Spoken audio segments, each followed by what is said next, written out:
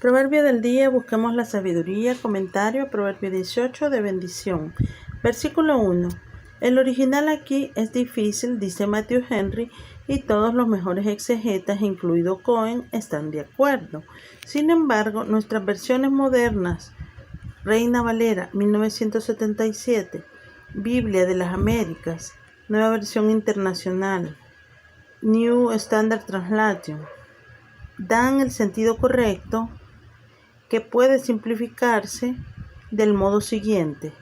La persona esquiva, insociable, un tipo caracterial bien definido, es una persona que, como se suele decir, está llena de rarezas. Por eso dice el proverbio que busca sus caprichos y se irrita contra todo consejo. No cabe mejor descripción. Todos conocemos este tipo de personas que son una verdadera carcoma. Versículo 2. El necio llega a mostrar su necedad al apartar de sí todo deseo de poseer la discreción suficiente para distinguir entre lo bueno y lo malo, lo oportuno y lo inconveniente.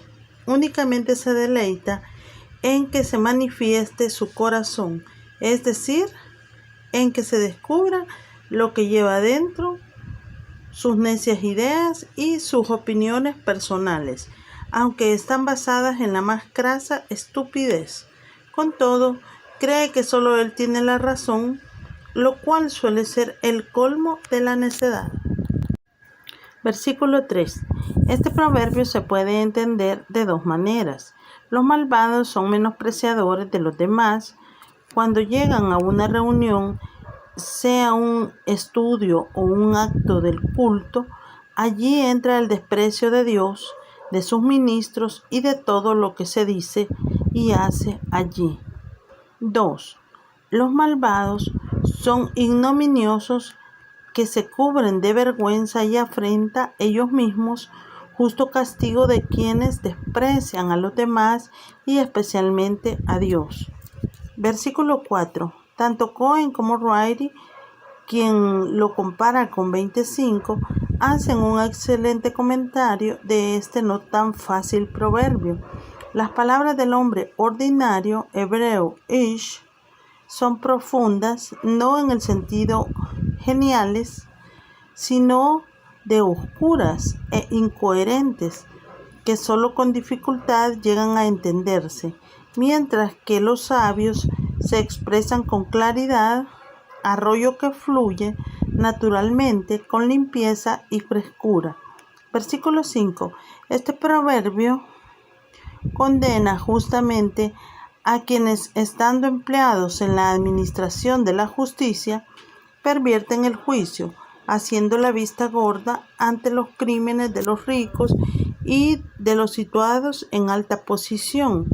Hay que tener en cuenta la justicia de la causa, no la posición de la persona. Versículos 6 al 8. Los labios del necio provocan contiendas de muchas maneras, en especial dando a conocer ideas y opiniones que han de desagradar a otras personas, provocándoles incluso a la agresión física. Llama a los azotes. El versículo 8, repetido en 26-22, expone una triste verdad. Los chismes se entran como golosinas hasta lo más íntimo del ser de las personas dispuestas a escucharlos.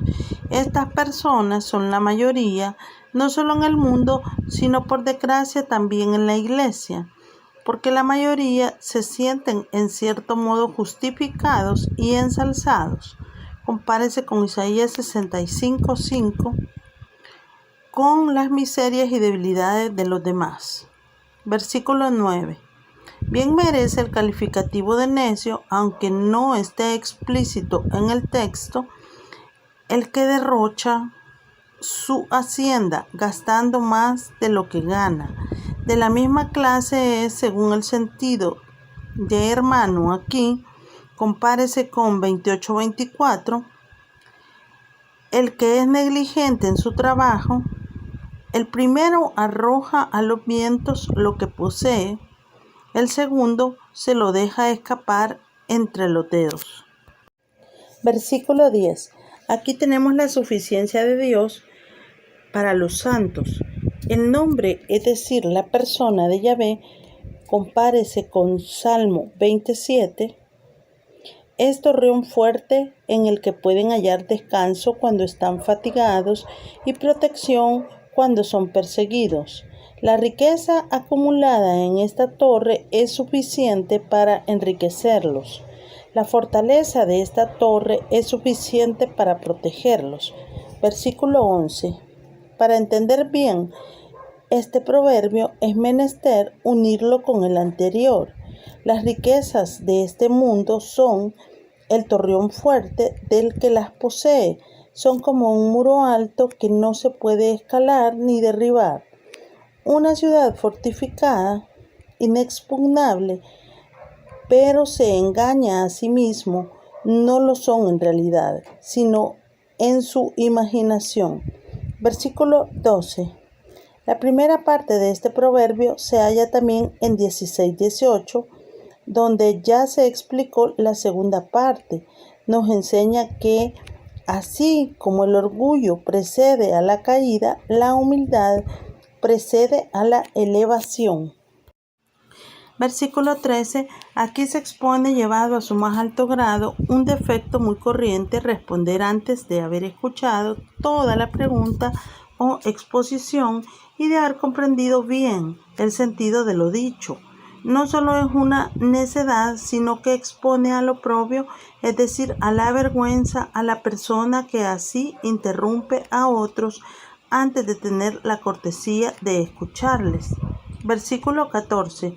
Muchas enfermedades y adversidades a las que estamos expuestos en este mundo pueden soportarse bien cuando la persona tiene una voluntad fuerte, robustecida por la gracia de Dios, para abrirse paso a través de ellas. En cambio, cuando la persona posee una voluntad débil, no sabe ni puede soportar las dificultades y, lo que así es peor, difícilmente admite la ayuda de los demás. Versículo 15. Cuanto más prudente es una persona, tanto más le interesa adquirir conocimiento, en especial conocimiento experimental de Dios, de su deber y del camino del cielo. Hemos de adquirir ese conocimiento para retenerlo en el corazón, para lo cual necesitamos oído atento. Versículo 16.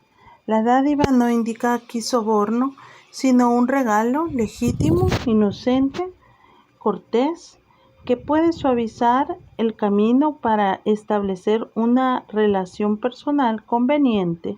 Ver 1 Samuel 17:15. Le ensancha el camino de forma que le resulta más fácil llegar al objetivo que se proponía y llegar así a la presencia de los grandes, de quienes esperaba obtener favor, amistad o protección. Versículo 17. Aquí se nos muestra que el primero en referir una noticia a su caso particular parece siempre tener razón, hasta que viene su prójimo, es decir, la otra parte del caso, y expone el otro lado de la moneda. El proverbio enfatiza la necesidad de escuchar a ambas partes antes de pronunciarse en juicio o fuera de él, a favor de una de ellas. Para ello tenemos 2 orejas. Versículo 18. Este proverbio enseña que en las disputas sobre particiones de haciendas, límites de heredades, etc., en las que es difícil hacer que las dos partes lleguen a un acuerdo mediante razones, no cabe otro recurso que echarlo a suertes. Versículo 19. El proverbio usa la figura de ciudad fuerte y cerrojos de alcázar para poner de relieve que cuanto más cercano es el parentesco, más acerba se hace la enemistad cuando surge una discordia y más difícil resulta la reconciliación. Dice Cohen, es más difícil calmar su mutua animosidad que capturar una ciudad. y su querella crea una barrera para la restauración de relaciones amistosas tan fundable como las barras de hierro que cierran una fortaleza. Versículos 20 y 21. Una vez más se trata aquí de lo que la lengua puede hacer para bien o para mal de la propia persona que habla. Comenta concisamente Wright, la lengua del hombre puede proporcionar satisfacción, vida o muerte. Quienes están inclinados a hacer uso de la lengua han de cargar con las consecuencias de sus palabras. Versículo 22. Una esposa se sobreentiende buena, es para un hombre gran bendición. La que es mala no merece ser llamada con un nombre tan honorable. La buena esposa es ayuda idónea para el hombre según el designio de Dios. Ver Génesis 2:18. Es decir, alguien que ha de cooperar con él en las varias actividades de la vida, que ha de contribuir más que ninguna otra cosa a su bienestar y ha de ayudarle a caminar hacia el cielo. Refiere el Talmud que antiguamente cuando alguien se casaba le preguntaban ¿Matzah o Motzé? La clave de esta pregunta se halla en los versículos que comienzan respectivamente por dichos vocablos hebreos, Proverbios 18:22 y Eclesiastés 7:26. Con ello se evitaba el preguntar descaradamente buena o mala. Versículo 23.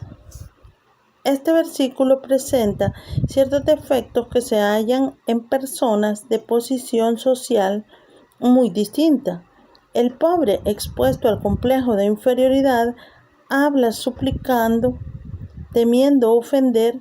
En cambio, el rico, más expuesto al complejo de superioridad, suele hablar de forma áspera, imperiosa.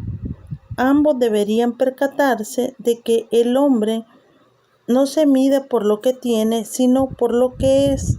Y en principio, todos somos iguales ante Dios. Compárese con Santiago 2, del 1 al 9. Versículo 24. La primera parte de este versículo es dificilísima por no estar claro cuál es exactamente el verbo hebreo que allí se usa. Según se halla actualmente el texto masorético, en la casi totalidad de los manuscritos dice literalmente el varón de amigos, es decir, el que tiene demasiados amigos. Va a despedazarse a sí mismo. La segunda parte está clara, pero hay un amigo, literalmente amante, vocablo muy distinto del de la primera parte, que significa meramente compañero que se adhiere, más que un hermano. El proverbio expresa, pues, en primer lugar, que un buen amigo puede llegar a ser más valioso que un hermano de padre y madre. Compárese con 17:17. La primera parte significa, según Wright, que los amigos escogidos a la buena de Dios indiscriminadamente pueden producir problemas. En mi opinión, nota del traductor, el verbo hebreo indica que el tener demasiados amigos, dicho varón podría sentirse desplazado al no poder complacer a todos, un caso corriente de conflicto de lealtades.